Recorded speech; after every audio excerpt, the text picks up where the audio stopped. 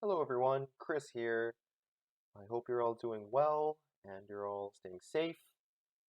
This is going to be my last lecture in ESC190. Um, and what better way to finish off than go over some review exercises in preparation for your final assessment. So this is going to be a two-part or a two-video lecture. First one is going to be wrapping up some C exercises that I posted for you guys, and the next one is going to focus on more on algorithms and in Python. All right, so to start off, we're going to just finish off what we did in week 11 with our graphs in C. So you'll remember here the way that I decided to implement this graph was to use a structure that would basically be like my graph structure, which will hold a few different members.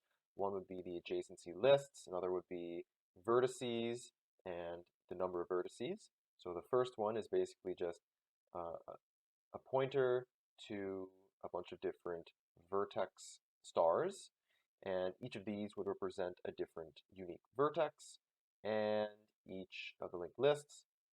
So these guys would represent the neighbors of said vertex. So vertex 0, for example, has a neighbor of 2 and 3, which I drew in my little graph here. So 0 is connected to 2 and 3. Um, vertex 1 is connected to nothing, so I just set that equal to null. And vertex 2 is connected to 1, so 2 is connected to 1 as such. And vertex 3 is connected to both 1 and 2. So 1 and 2 over here. Okay, so today I'm just going to kind of continue off where we left off. So depth first search, I'm going to implement that with our graph that we had, and also alongside that, implement topological sort and cycle detection. So this is the graph. This is the graph that we worked with in the last lecture. Let's just work off of that. Let's just go to the code um, where I actually built the graph. So my graph main lec, if you remember from the last lecture, my graph funcs are just like what you typed up in the last lecture. So I had a create graph function that actually creates my graph.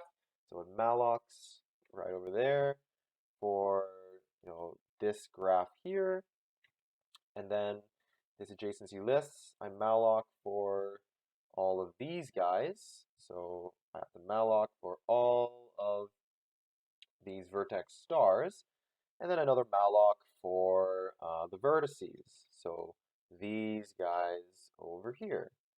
Okay, so that's where the three mallocs come in. It's like this box here, these four boxes here, for example, and these four boxes here for vertices.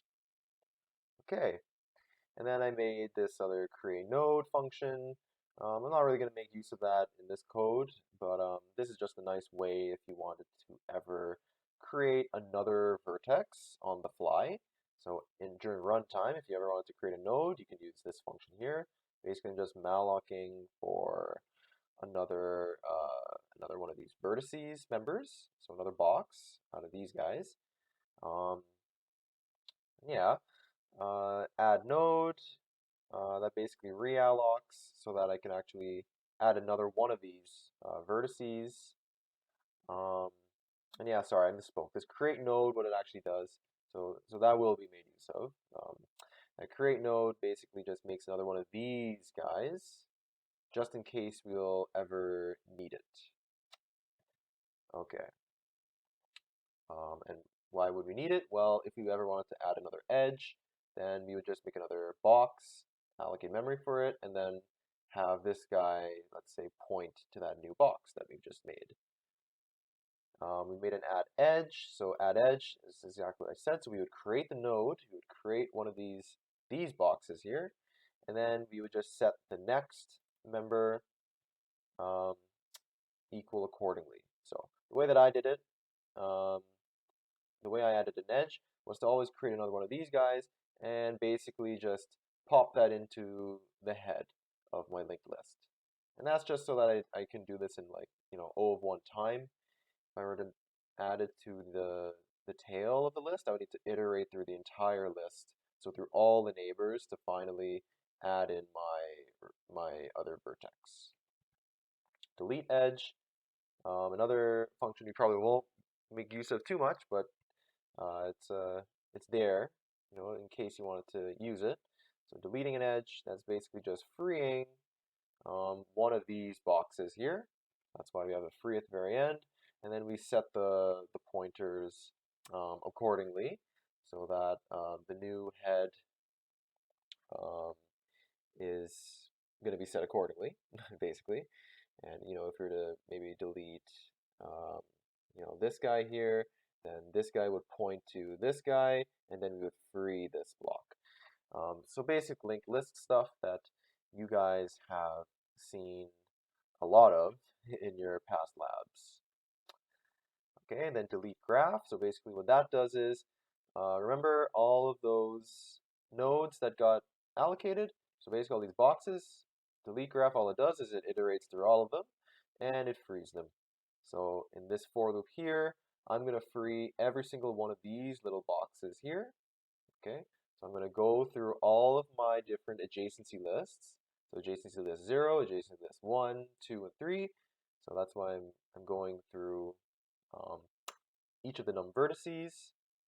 And then this while graph adjacency list of I, that basically goes to the head, and it just frees every single element until it reaches, until this guy becomes null. So this guy becomes, this null pointer at the very tail end of the linked list. And then after I finish deleting these guys, then I free adjacency lists. So that's just going to be all of these pointers here. Okay, and then I free graph vertices, so that's going to be all of these structs over here. And then I free the graph itself, so that's going to be this box over here.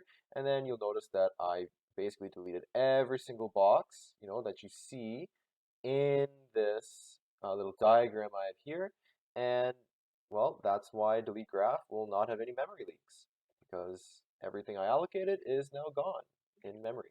Remember, all of these were on the heap because, when I called malloc, these 3 mallocs for these 3 sets of boxes, and then I did another malloc for create node for these sets of boxes. That's why, you can note that all the number of mallocs basically equals the number of frees that I'm going to be doing in this function. And then I have some nice helper functions to print the list, or print any given linked list conveniently, and then print the graph, which basically just calls this print list a bunch of times after I iterate through all of the different vertices. Okay, so that's a great review of what we did in the last lecture. Let's now try to implement this depth-first search algorithm here. Okay, so in the main lecture code, you'll see I already made my graph, so I'm all ready for it. I just need to actually start implementing, depth-first search. Okay, and let's see what the first thing is. Well, the first step, of course, is going to be to, make the function. So let's call it DFS for graph, or for depth-first search. And it takes in a graph. Well, that's pretty understandable because you're going to need a graph to actually search in. Okay, so depth first search, and oh, well, the first thing I'm seeing is a time variable, and we're going to set that equal to 0. Now you'll notice that this time variable is in multiple functions. So I have t equals 0 here, and my time variable is incrementing in another function, which will be my explore function.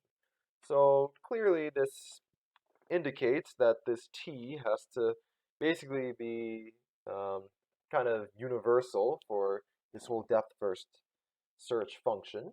So how about, since it's universal, let's try to make it a global variable in this case. So let's call it t, okay? and or let's call it time. And to make it global, well, one option that we could do is to just create a static variable and put it up here. If it's not in a function, then you remember it automatically becomes static, which means that it'll basically it will not there's no way that memory will be uh, deallocated by it in the stack, because if it's static, then it'll be on the data segment. So that's a good thing in this case.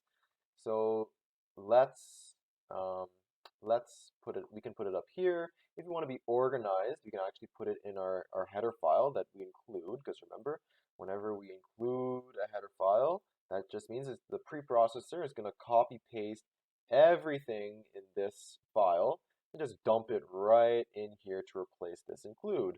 So let's be a little bit organized. I'm going to put um, my time variable, let's say right over here. So let's set an int time variable. Okay.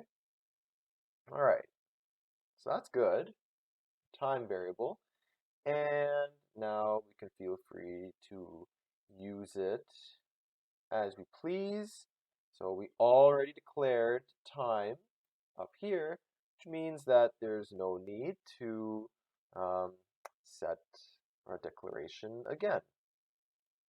So we can do time equals 0 as what has been shown in our pseudocode. Now the next step is to color all vertices white. Well, coloring vertices white, well, that just really means that we're going to iterate through every single one of these vertices here and set its color member to white. So what does white actually mean? Well, that's up to us. So how about we do something else here? How about we set a few macros to actually represent what is meant by white, green, or black? So let's put it down here. We can add a define macro. We can say, let's say white happens to be 0. We can define, we're going to need a green color. We can make that 1. And we can define black to be 2. Okay, so remember I set them as int, so let's just have these nice convenient macros so we don't get confused. Okay, so now I have meaning for these different macros that I just made. So what did we want to do? Well, we wanted to go through every single vertex. So let's say for int ID, because that's really what we're going to go through with the vertices members. We're going to do ID equals 0, because it starts at 0, and we're going to go up until the number of vertices, right? So I think that was num vertices, if we remember correctly. Yep, yep. So a graph indeed has num vertices. That's great. And let's just increment the ID. After, let's just set our vertices, and which one? Well, it's going to be the IDth one, right? Because we're starting at 0, going up to, well, in this case, it's going to be up to 8, because we have 9 vertices, right? Actually, wait, hold on. We go from 0, let's see, 0 all the way to 9. So no, sorry. We have 10 vertices, okay? 10 vertices, so I think I said it to 9 last time, but it's actually 10. Okay, so that's good. So this is going to be 0 to 9. That's good. That's what we want. And then we'll set graph vertices of ID. And so graph vertices ID, that's really just, now we're on this box here, so we're accessing the structure. Okay, and well, we want to get its color, so we just do the dot operator, so the member operator basically, and we get the dot color, and let's just set that equal to white, right? Because we define white to be 0. All right, and then the next, well, since we're here, we might as well set its parent attribute to, null, because, when we first initially go through our graph and we're exploring it, we're going to set those parents to whatever is the last one that it went to. Okay, and you know what? I like to be, I like to set up code or print statements so that I'm really aware of what I'm doing. So why don't we just add in a little note for ourselves that is telling us that we are indeed coloring the vertex white. So now I don't always want this thing to print because, if I only really want to do this if I'm like debugging my code, right? So how about we just do this conditionally? And what was the best way to do things conditionally in C? Well, we can just use a conditional compilation. So why don't we define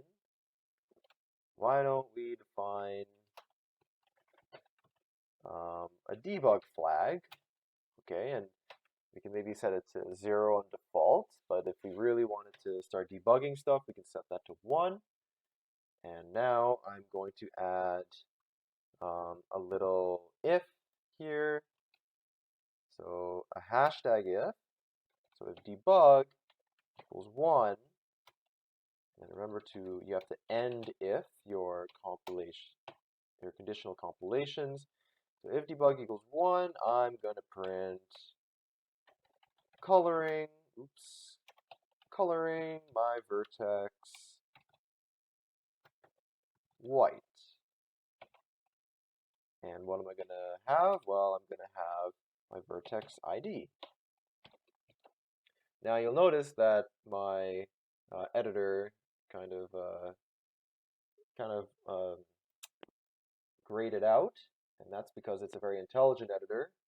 Since it already sees that I put debug as 0, it already knows that there's no way that this thing is going to run.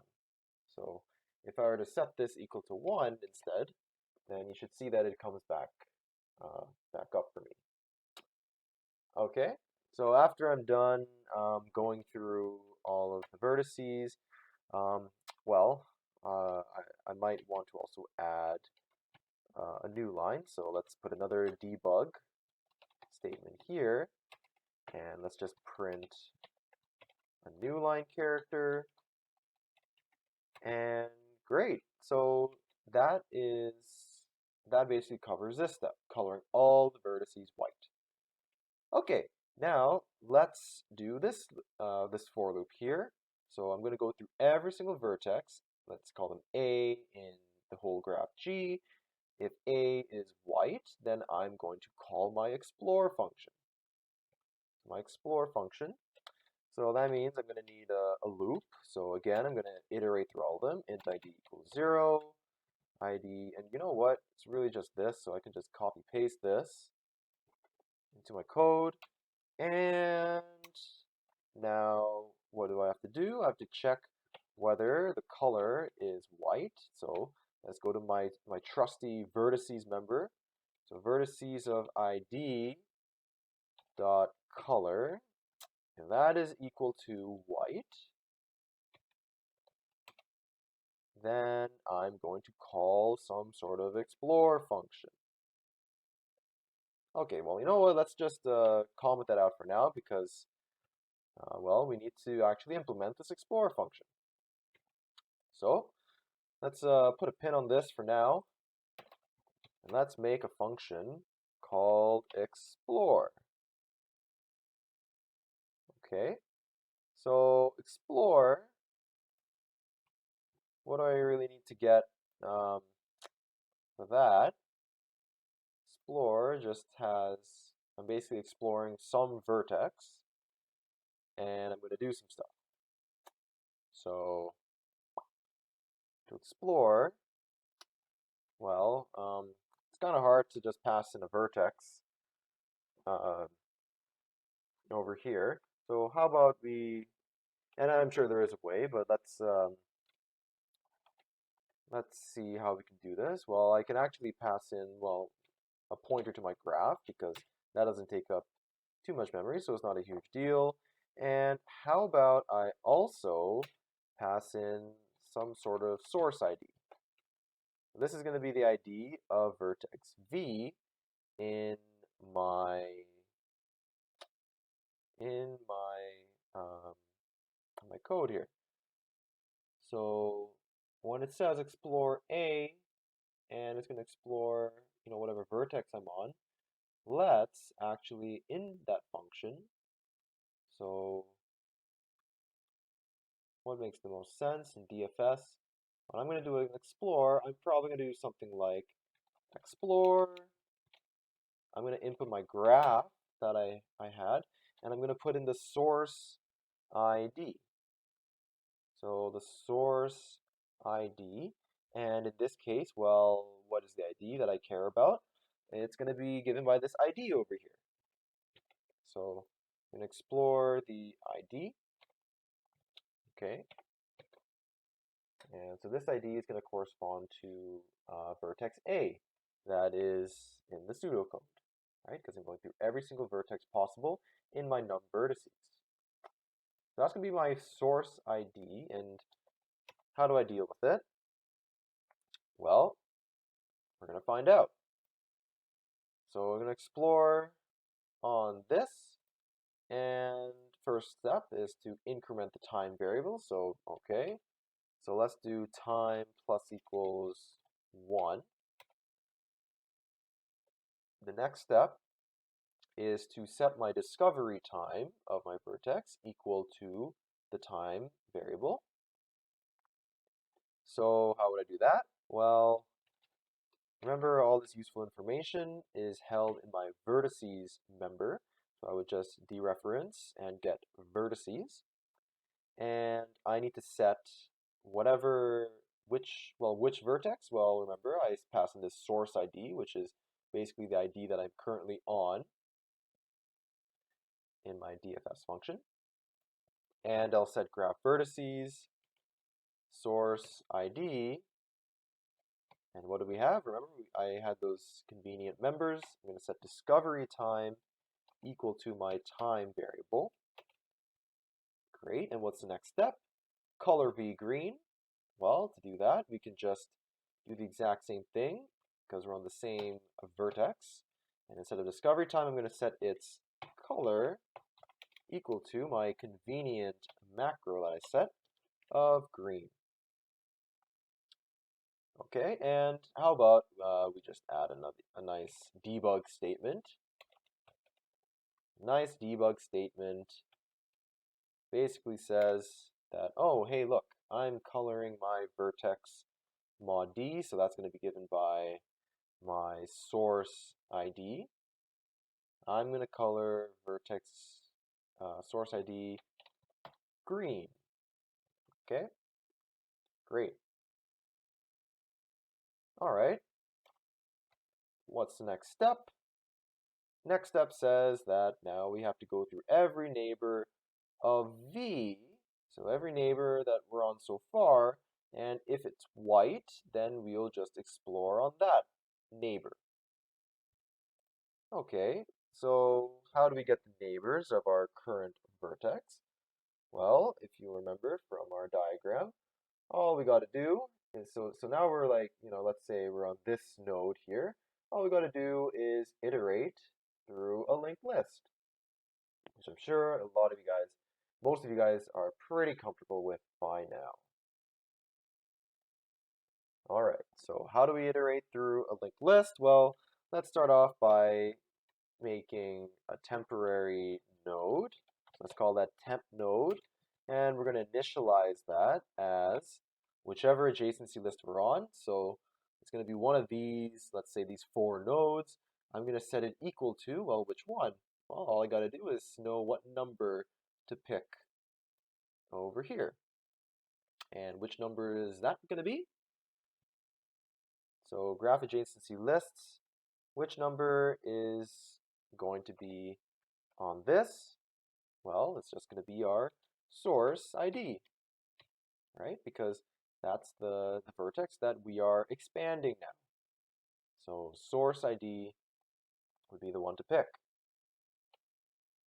All right. Now we just got to iterate through it. So we're going to while temp node, and let's see here. What do we got to do? If W is white, so remember W is represented by temp node in my C program. So I'm going to check if it's white, and we're going to do that just like how we did up here in depth first search, the DFS function. We're going to do the exact same, it's like the exact same code. We're going to do if, so which one? Well, it's going to be graph. So graph vertices, and so it's going to be just like what we did here, but which ID is it going to be? Well, now it's going to be whichever neighbor we're actually on. So it's not going to be source ID because that's the one we're expanding. It's going to be whichever neighbor's ID that we're actually on.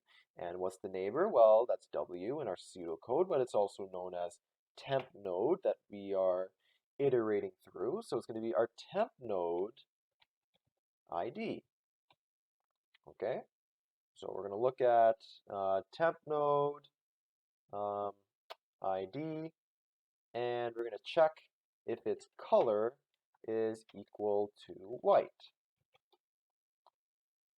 All right. So we're going to see if it's white. And by the way, just a note, remember whenever we find an edge, so basically if we ever find a green node, if you remember from the notes, that means that this edge is actually a tree edge. So why don't we just put a little comment there saying that we have detected a tree edge. All right. So what do we do if that happens? Well, if we find the W is white, we're going to just call our explore function on our neighbor there. So that'll be our temp node. But before we do that, since we did detect a tree edge, we might as well set the parent, right? Because every vertex or every node in a tree has a parent. This is just to kind of keep track of where we're going with depth first search. It's also known as the depth first search forest that we're making here. So why don't we also set the graph vertices, which one? Well, the guy that we just went to, so the temp node's ID. How about we set its parent equal to our node that we just expanded.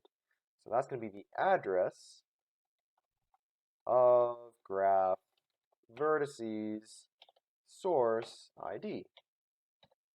Okay, so like for example here, so this is a tree edge. So that's going to be equivalent to saying that, okay, I went from 0 and I'm exploring its neighbor, so, well, 0 will only have a neighbor of 2. When I reach 2, I'm gonna first of all say, just to remember that my parent, so 2's parent is indeed 0, I'm going to set this guy's parent member to 0. So that's really what I'm doing here. So graph vertices of temp node ID, that's going to be this 2, right? So 2 is like the temp node ID. It says parent equal to the address of my source ID, which is what we just expanded, which is 0 here. Okay? All right. And then I'm going to recurse. I'm going to call my explore on the graph, but this time, instead of the source ID, I'm going to explore on my neighbor. So I'm going to put the temp node its ID. All right. So there we go. I explored W. Okay. And now, after we're done all of this, the next thing that we got to do, well, after we're done this for loop, which is kind of equivalent to this while statement that I have, now we got to color it black. So go to graph vertices, and which one? Well, it's no longer W because that denoted the neighbors. We're now back to just regular old V, which, remember, corresponds to my source ID. So that's why we're going to color graph vertices of source ID, its color, and we're going to set that equal to black. So it's been discovered, and we're done with it. We're going to increment that time variable. We're going to do time plus equals 1, and we're also going to set a finishing time, so a V, so graph vertices, of source ID. I'm going to set its color, its finishing time equal to time. Okay? And hey, let's do this again. We just colored it black, so let's add a little debug statement saying that we have colored it black. All right, so let's put that as black. And yeah, and that's pretty much it, right? We went through everything in this pseudocode, and now all that's left is to test it out. But before we do that, how about we, let's try to test this out by testing it out a little bit more powerfully. So I'm going to add in, let's say, another function, and let's call that print times. Okay. So let's print the times and really make sure that we're doing the depth first search properly. So I'm gonna just say, okay, discovery and finishing times. Okay. And now I'm just going to iterate through every single one of my vertices, just like what we did before in my other loop. And I'm going to print each vertex's discovery and finishing time.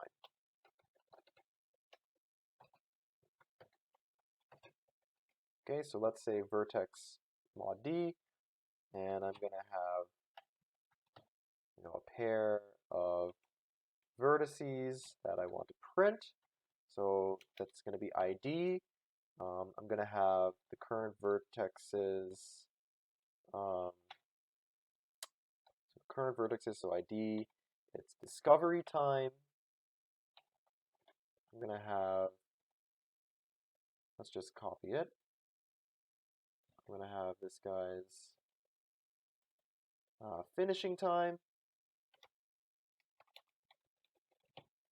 Okay, so finishing time, and so on. All right. So is that okay? Let's see. Printf that. Giving me a little error here. So what could that be? Let's see. ID graph that.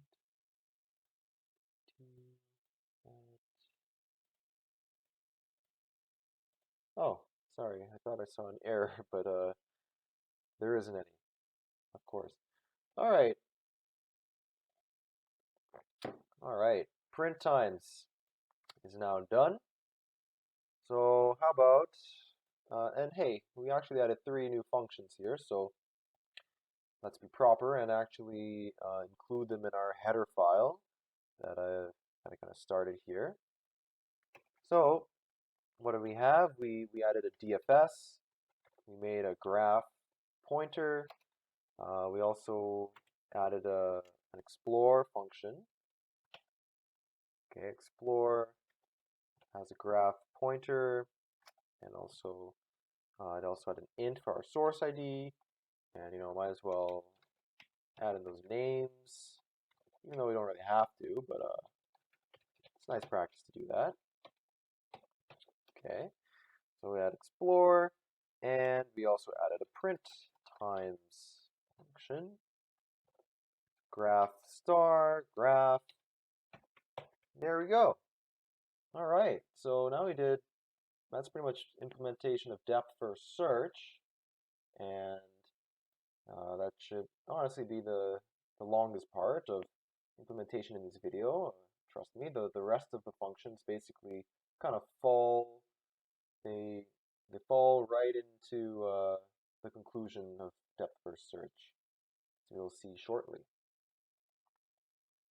All right, so how about we print the graph? So that was great. And actually, hold on. Let's actually show this. So, oops, spoiler. I already kind of did that, but let's do it again. GCC-O. Let's call this graph main underscore lec. And then what we're going to put together, we're going to put our graph main lec.c, and we're going to link together these two functions, or these two C files, so graph main lec.c and also graph funcs.c. Okay, and let's add a little -g option so that when we run in Valgrind, we get some nice numbers, nice line numbers. And oh, that's kind of weird. There's already an error that's being shown. It's an assignment to struct node star from incompatible pointer type. It's kind of weird. Well, let's try to get to the bottom of that. All right. So incompatible vertex info star. All right.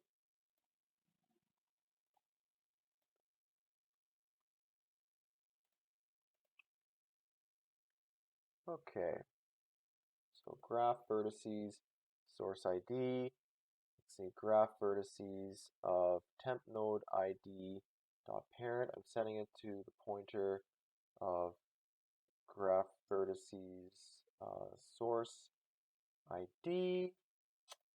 Okay. Well, let's try to understand this. So graph vertices, that's holding a bunch of vertex infos. Okay. And you're complaining about assignment to a struct node star. Struct node star. That is interesting. Let's look at how did I implement graph funcs. All right. Vertices are of type vertex info. Okay. And oh, I see what's going on. For some reason, and no one has corrected me on this, I set this struct node. This member should not be a node. It should be a node info here. There we go. So there's a little bug that is currently in all of your code if you just blindly copy and pasted, or if you blindly copied these files. This was a little error. Glad you found it.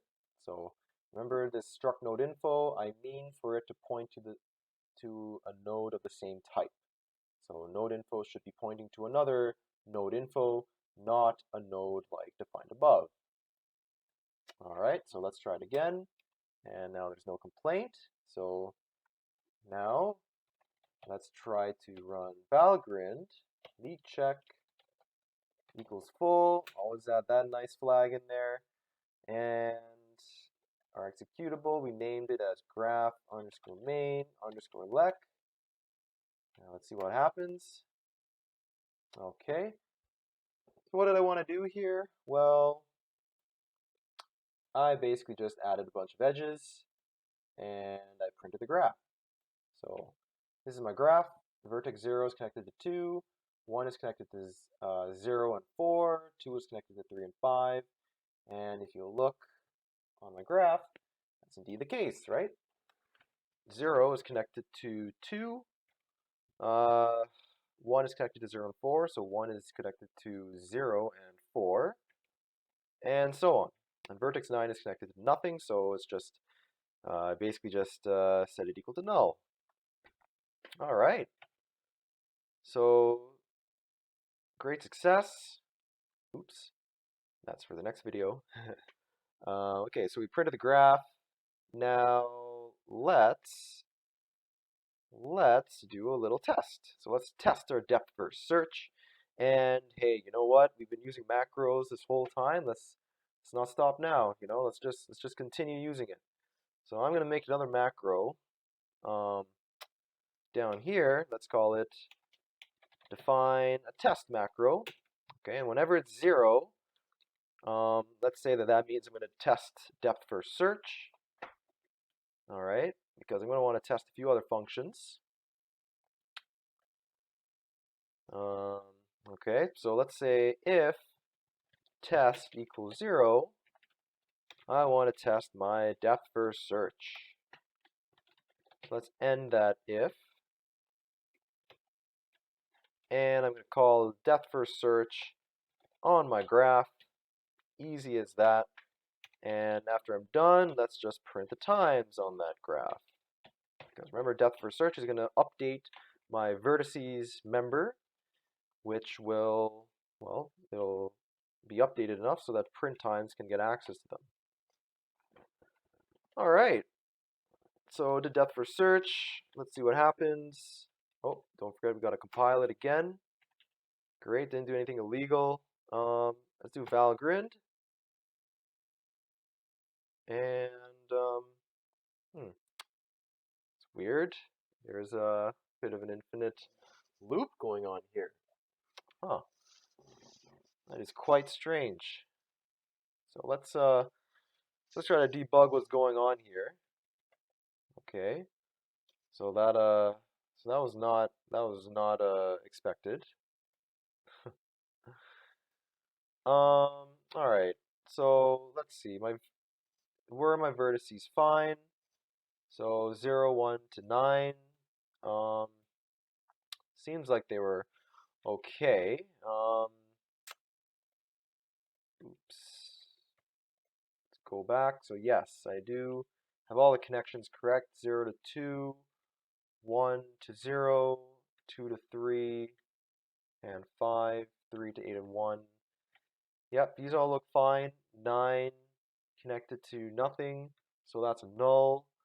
Okay, so let's see what's going on here. Alright, so first of all, do I have the right number of vertices? 10. Okay, so that's good. Number of vertices is 10. Alright, and I create a graph on the number of vertices, so I should have the correct number of vertices. Okay.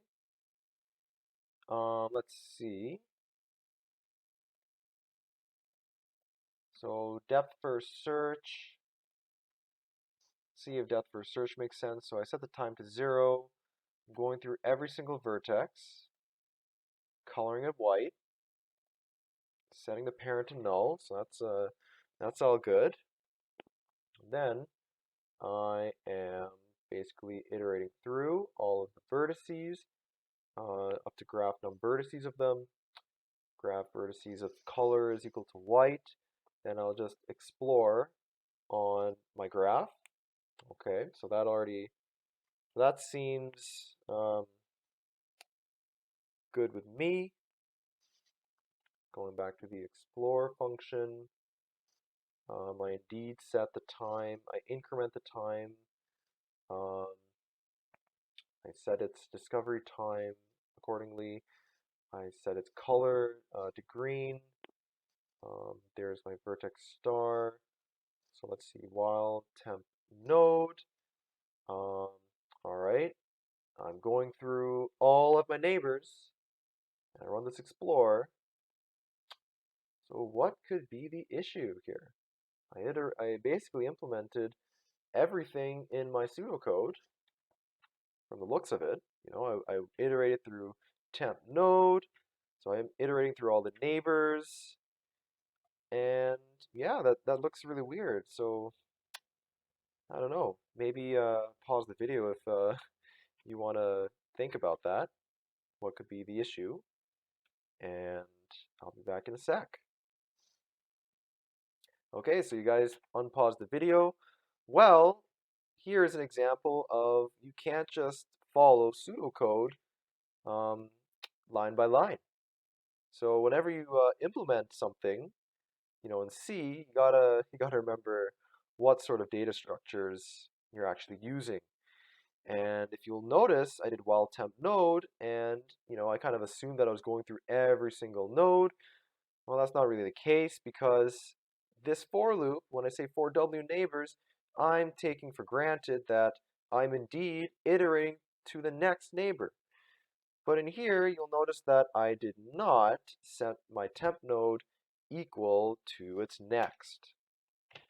So what I was missing was I should have put temp node and set that equal to its next member, right? Because in our implementation, we're using an adjacency list, so a linked list, and if you actually want to get to the next node, I actually got to set my temp node to the next, okay?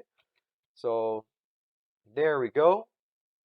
Hopefully that was the only line that was missing there, and let's see if that fixed anything.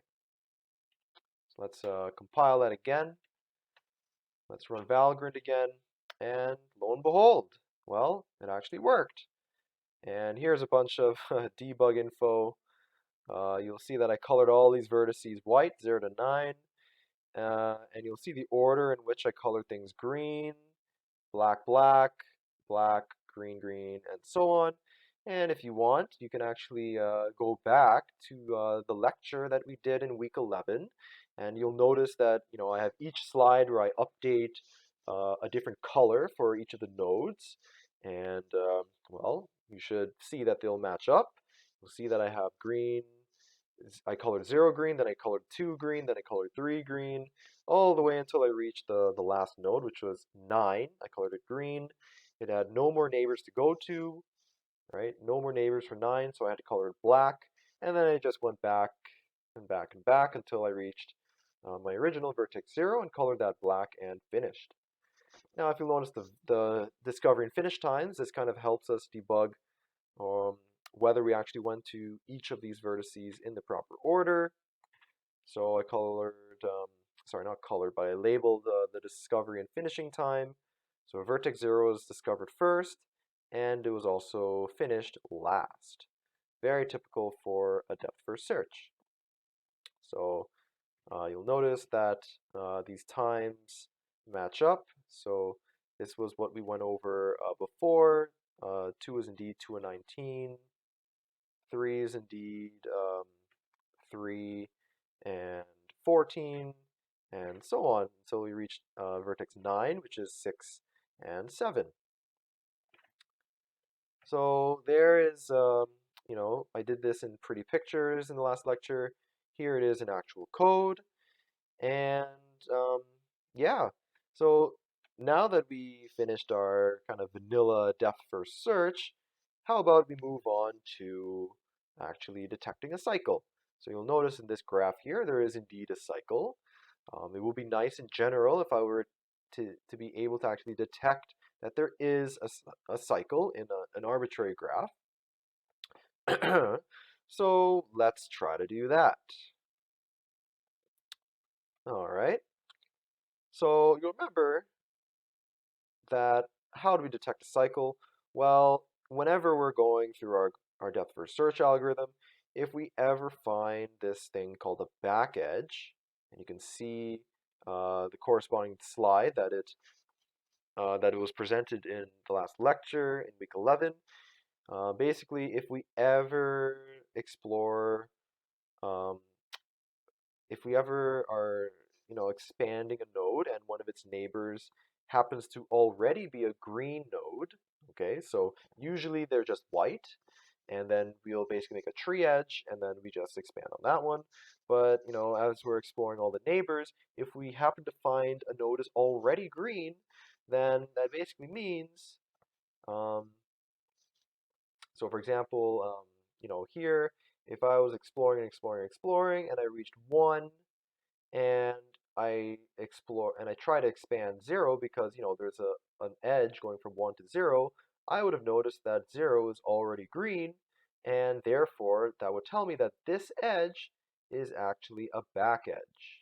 Okay, so the check for this should really be not too bad. All we got to do is go into our explore function that we have, and we already checked if the color is white, and we detected a tree edge. Why not just add another else if statement and check whether the color is green. So let's add that. Okay, so we're going to check not if it's white, but we're going to check if it's green now. And let's put a little comment. That means we detected a back edge. Okay. And if this happens, well, we can just, what do we want to do? Well, we can set some variable that corresponds to a cycle equal to 1. So we can like maybe set a little flag. And how do we do that? Well, I don't really want to mess with my return types, and I am in a function, so let's just do something that we did before. Let's just make a global variable for time and set that equal to 1. So let's go back to my header file, and how about we just add another variable called cycle. So cycle detected. All right, so I'm going to set this cycle equal to 1. Okay. And, after I do that, that's pretty much all all I have to do here. And, if I want to just add another function for the sake of detecting whether there's indeed a cycle, I can add a little hasCycle function, which takes in a graph. And what it's going to do is going to really be the simplest function ever. It's just going to run depth first search on my graph, and I'm going to return my global cycle variable. Okay.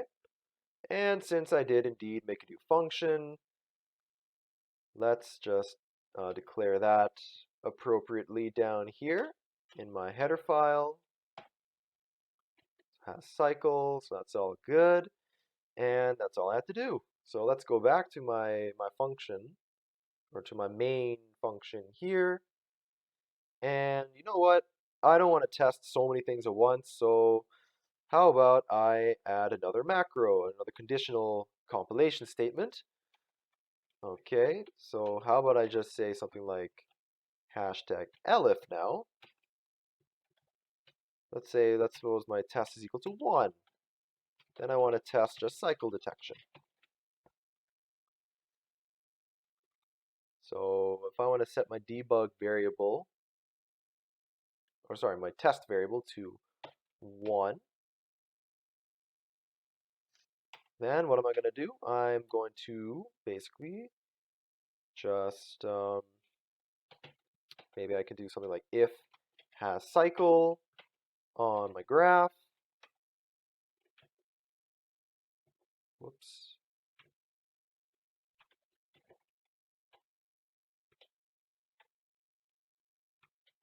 Then I could print, oh, graph has a cycle. And else, I can print graph has no cycle. There we go. All right, so there is using has cycle. And what is it saying here? Expression must have arithmetic or a pointer type.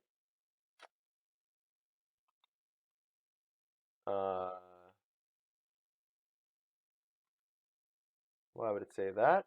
Void has cycle. I am giving you a graph star. I'm returning a cycle.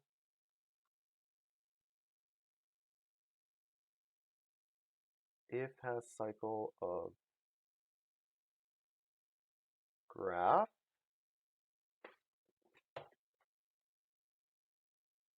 Expression must have arithmetic or pointer type. Oh, silly. Returning the cycle. Well, my graph funcs does create a cycle variable, and I indeed give it a graph star.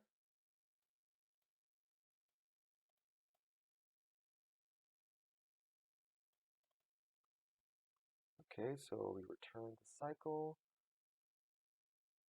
Odd that it would it would complain about something like this. If has cycle.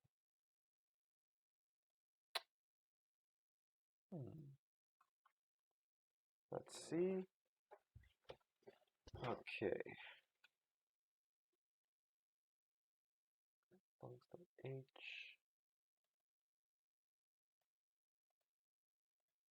Cycle graph.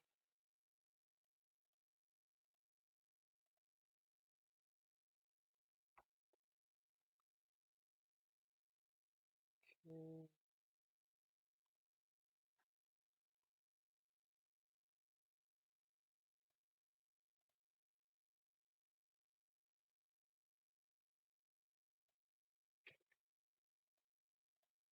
So if I were to run that,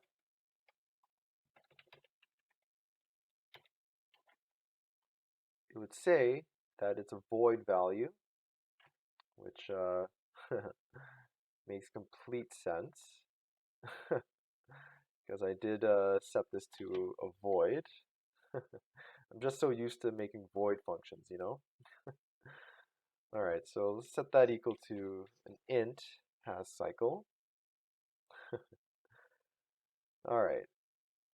Yeah, I thought that it had to do with you know, this little statement of my graph, but it had to do with the return type of has cycle. All right, so that should be good. This is why the compiler is your friend. And great, let's do Valgrind. And you'll notice that I do have graph has a cycle. You know what? These debug statements are getting a little bit annoying. So how about I set that debug to 0. Let's do that again, just so that I'm not bombarded with a bunch of useless messages. And yes, indeed, my graph does have a cycle, which is great. So cycle detection complete. Awesome. So next, let's try to do topological sort. And apologies for the confusion in the last lecture where I claimed that a certain topological sort corresponded to this graph. That was actually false because you remember a topological sort is only valid on an acyclic graph.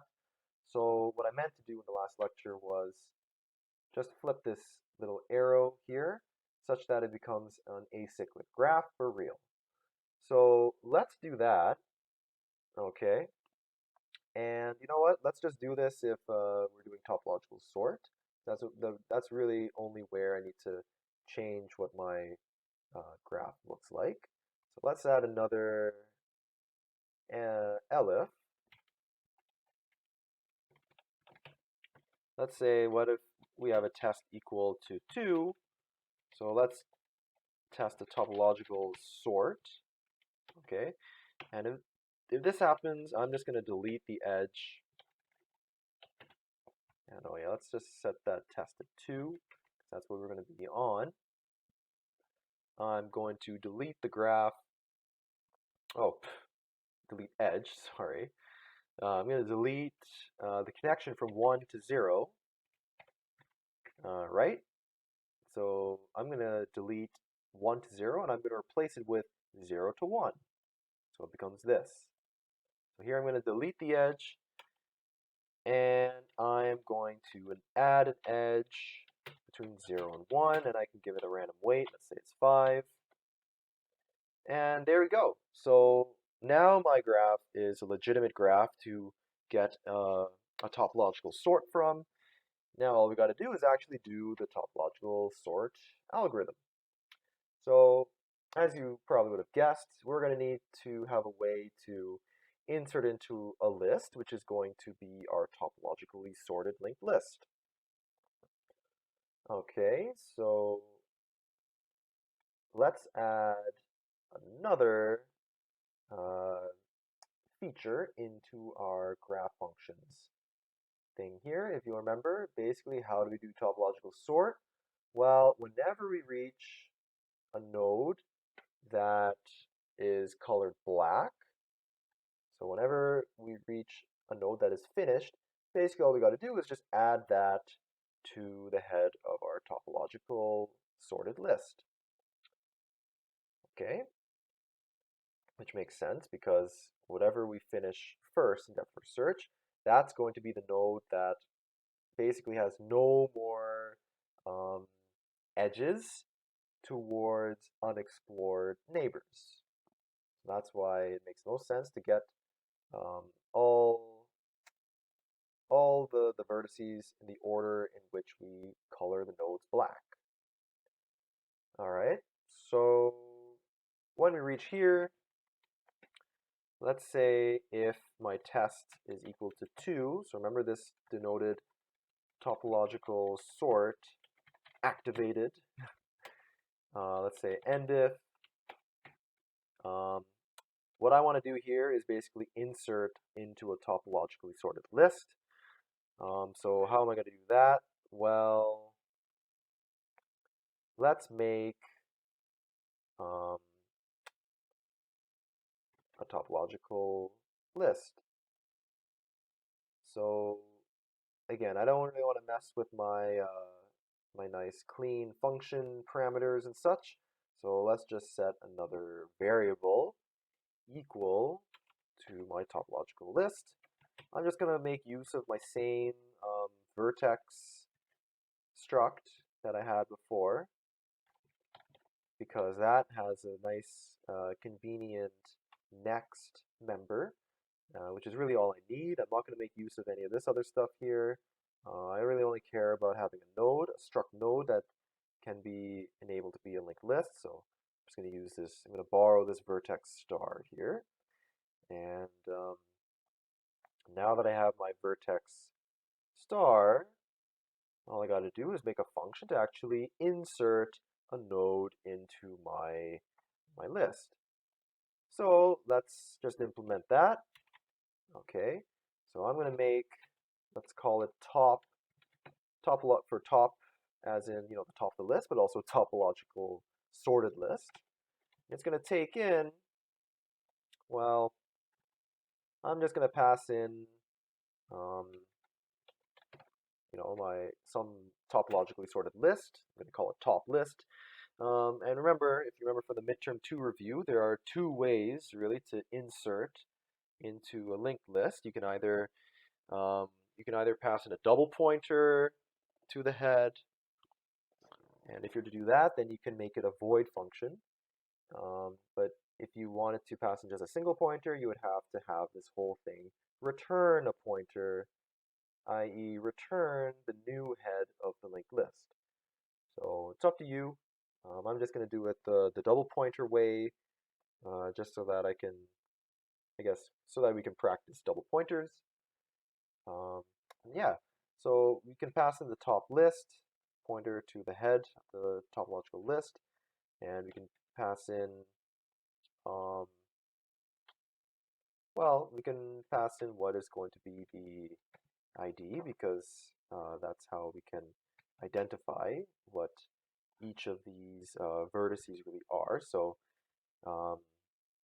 So I kind of lied. I actually am going to make use of some of the struct nodes, basically the ID here, because we do need to know which vertex it actually is. And yeah, so I can print, well, if I want to stick with my debug stuff, I can say, okay, if debug is equal to 1, let's end if that. I'm going to print inserting node mod D. And what is that? That's going to be my ID that I'm sticking in. And since I am making a new node for my linked list, I'm going to have to call my old friend malloc. So I'm going to make a new vertex equal to malloc, a size of a vertex. And I suppose, if I really wanted to, could have probably just done a create node, but I'm not going to really use it because I don't really need this weight parameter. So I can just easily do it manually. I can just set it equal to malloc. Not a big deal. I can set new vertexes its ID. That's kind of like the value in a linked list node equal to my next ID. And I can set its next equal, so this is really just kind of like copy pasted really from the midterm 2 review. I'm just going to set that equal to my head. So basically I'm making this new vertex the new head of my new linked list, which is the topologically sorted list. And then I can set the new head, so the value of, so dereferencing top list, to be equal to my new vertex. Okay? So first setting the next attribute so that it points to the head, and then I'm setting the actual head of my topological list to my new vertex that I just inserted. So I'm inserting onto the head, not inserting onto the tail because that's going to be more time inefficient. So I'm just going to insert it right onto the head. Okay, so that's top insert, and let's just call that function um, in my topologically sorted area of my newly augmented explore function. So I'm going to do top insert on what? Well, what did I pass in? I passed in a double pointer to my topological list. So I'm going to pass in the address of my topological list. And which ID am I on? Well, I just finished off vertex V from the starter code, so I just colored V black. So that means that I am just going to pass in my source ID. Okay, so I inserted that into my topological list, which is kind of like my static variable that I declared in my header file. And now I'm pretty much done with inserting into my topological list. And just like I did with my has cycle function, I can also add an actual topological sort function, and let's actually return what my topological list will be. So I can say something like vertex star topological underscore sort, and give it a graph, and I can just run DFS on my graph, and then I can return my topological list. Technically, I don't really need to do this because topological list is a static function, a static variable. So even if I call DFS graph, it is going to change this topological list variable.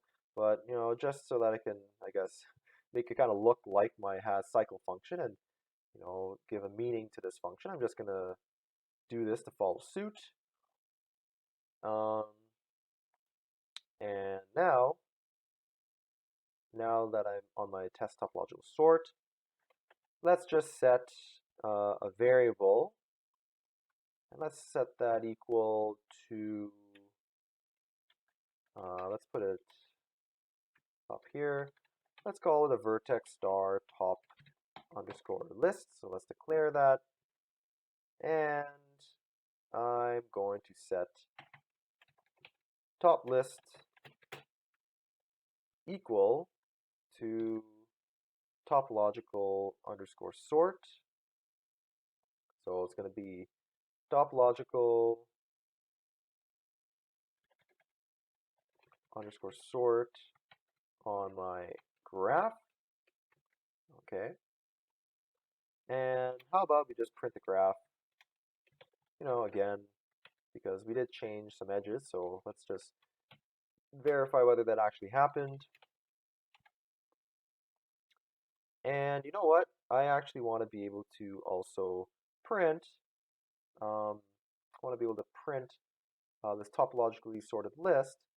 So how about we just call this function that we already made above to just print my topologically sorted list. I can do print list. So print list on my top list. So that's my pointer to my topological list. And after I'm done, let's just delete the list as well. And I don't think I made a delete list function, so let's just quickly do that. So that's to review how to delete a linked list, basically. So let's add a delete list function. We're going to put in a vertex star, let's say a vertex top list like we defined before. And to do this, you kind of just you can just set a temporary variable like a head, and basically as long as this temp head is still not null, then set my temp to my head. I can say, okay, my head is now equal to the next, to its next, and then all I got to do is free my temp. And this should basically go through every single node on my topologically sorted list, and then I'll be done with it. So let's call our delete list function. So I'm going to delete my top list, delete it as such, and that's pretty much all I got to do. Except I am almost forgetting my new functions that I just made that I'm going to need to declare. So 1, 2, 3, 4, yeah, all of these functions. Oh, not has cycle yet. Just top insert. So void top insert. What did I give it? I gave it a vertex star star. So I can just I can really just copy paste that as such. What else did I have? I had my topological sort function, which I can paste into this. And I also have my delete list function, which I can also paste in. So great, now my main lecture, my main lec file should be able to see all of that. And all right, so moment of truth. Let's see if this will actually do what I expect it to do. Because, okay. Great, so it compiled on the first try. That's already good news. And let's try to validate that. All right. So, that's odd. Well, good news is that I have the lists in the correct order. So my 0 is now connected to 1 and 2. So 0 connected to 1 and 2. 1 is only connected to 4, not 0. and yeah, and so forth. It looks great to me. And if you look at this, well, hey, that looks awfully familiar. This list that I printed out, 0256. I believe, pretty sure I drew. Well, I don't actually quite remember. You guys probably have it in your notes, but I think that should be almost. No, I think actually exactly equal to what I wrote on the board. Let's see. Let's see if that makes sense given the graph that we have here. So 0 to 2 to 5 to 6, um, 3, 1 to 4, and yeah, actually, you know what? I think that is exactly right. Okay, so functionally, um, functionally, it is acting correctly, but according to Valgrind, um, not so much. So you can see here that uh, we have a bit of a leak, which is not cool, and it looks like we have a whole bunch of them. Have a whole bunch of leaks. So now, since I did use the -G flag, this is why it's very important to use the -G flag, because you can see exactly what line I'm having this issue. So it's saying I have a conditional jump depending on an uninitialized value. All right. So, and that's apparently occurring at delete list, my delete list function, at line 172 of my um, graphfuncs file.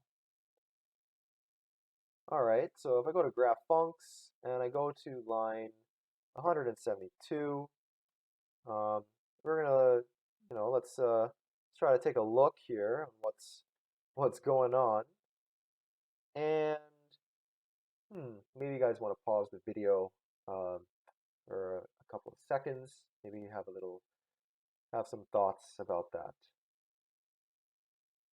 Okay, welcome back. Well, silly me, I had a temporary node here, and what am I trying to do here? I'm trying to evaluate the same temp head, right?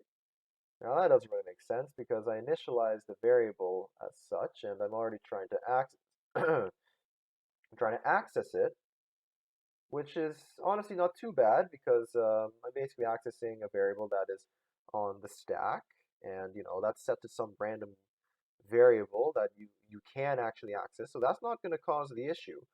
But the issue is that since temp head is not initialized to anything, now look over here, I'm trying to free my temp head. And this is a big no-no. You cannot free a variable, that hasn't actually been, um, set memory for anything. You can't free a variable that has not had memory allocated for it. So what I should have done instead of temp head, I should have just done top underscore list. So while top list, basically the actual pointer to the actual topologically sorted list that should have some memory allocated for it. Now, while the top list is not null, I'm going to set my temporary node to the top list. I'll set the top list to its next. So basically that's just, I could have done top list, but I set equal to temp head in this case. And then I free an actual legitimate node. Okay, so temp head being set equal to temp, not temp head, but the actual top list. So it's actually pointing to a valid piece of memory. Therefore, I can actually free it properly here. Okay, so let's see if that fixed the issue. If I do GCC again and I run Valgrind, voila, there's 0 errors now, and all of the allocs have their freeze. So, and you can see the topologically sorted list is still correct, but now Valgrind is actually happy because I didn't do anything illegal. Okay, And yeah, that pretty much does it for a very hands-on sort of video on implementing graphs in C. So this will conclude at least my guidance in programming in C. Remember the other exercises. I believe I also asked you guys to try to implement Prim's algorithm uh, in using this code that I provided to you.